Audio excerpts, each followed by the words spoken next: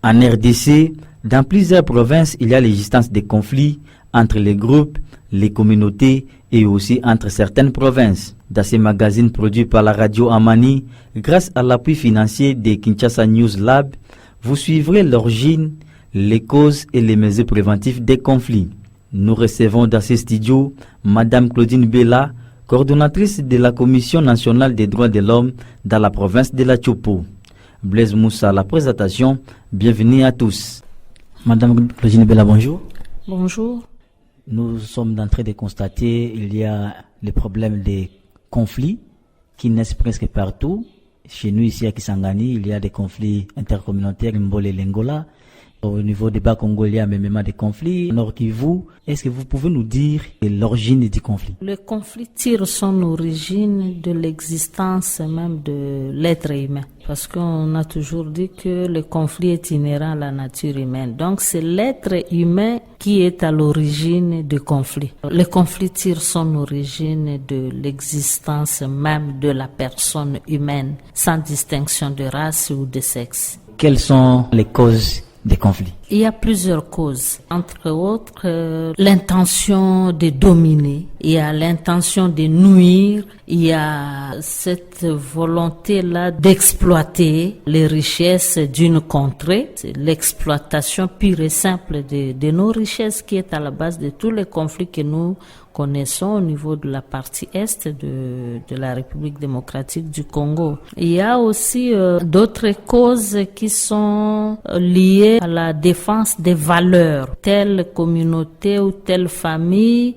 a ces valeurs qui ne sont pas acceptées par une autre communauté, ça peut créer un conflit entre deux groupes de jeunes, par exemple. La domination, la défense des valeurs, l'exploitation des ressources naturelles peuvent constituer des causes et aussi des conflits. Tel peuple veut dominer un autre, ça peut constituer aussi un conflit. Donc, Madame, quelle est la place maintenant de la femme dans la résolution des conflits?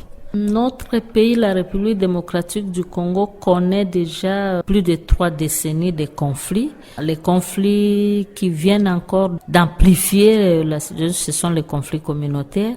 Et les femmes sont les premières victimes. Depuis 96, 97, on a commencé à vivre un peu le conflit ouvert dans notre pays. Les résultats attestent que les femmes sont les premières victimes de tous ces conflits-là. Alors il est vraiment important que ces femmes puissent s'impliquer dans la résolution. Les femmes n'ont jamais croisé les bras, on le voit dans les tables de négociation, quand bien même elles sont minoritaires. Et souvent leur point de vue n'est pas très bien pris en considération. Mais au moins, elles se battent chaque jour pour faire entendre leur voix. Dernièrement, même ici à Kisangani, les femmes ont initié plusieurs activités pour le retour de la paix dans la commune de Lubunga. Quelle commune a été le théâtre des affrontements meurtriers, sanglants entre deux communautés et leurs alliés. Pas seulement dans la ville de Kisangani, mais partout il y a des poches d'insécurité, des zones de conflit. Donc, les femmes sont des artisans de paix, des vraies médiatrices. Que faire, selon vous, pour résoudre les conflits? Il y a 4 éléments. Pour bien résoudre un conflit, il faut une médiation, parce que c'est à travers la médiation que la paix peut revenir. Il faut que les femmes se constituent en un groupe de médiatrices pour pousser les belligérants à enterrer la hache de guerre et revenir à la raison. Pour mettre fin aussi au conflit, je pense qu'il faudrait engager des poursuites. Et c'est de cette manière que nous allons lutter contre l'impunité.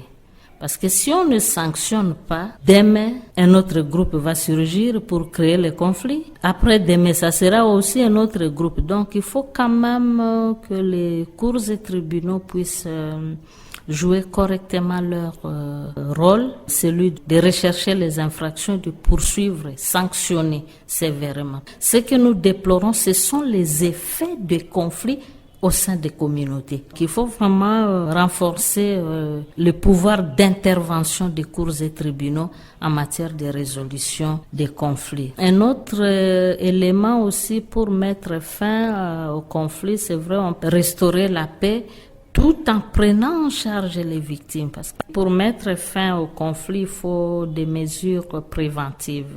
Parmi les mesures préventives, je vois la sensibilisation à la culture de la paix, la sensibilisation à la cohabitation pacifique, la sensibilisation à l'acceptation de l'autre. Et c'est là où les femmes ont tout intérêt à jouer aussi leur rôle, leur partition dans la recherche de la paix. C'est maintenant le temps d'allumer le feu de la paix, d'allumer le feu de la concorde, de la cohabitation pacifique. Nous sommes arrivés à la fin de ces magazines consacrés au conflit. Nous disons merci à Claudine Bella pour son expertise et merci également à notre partenaire Kinshasa News Lab. Blaise Moussa vous dit au revoir.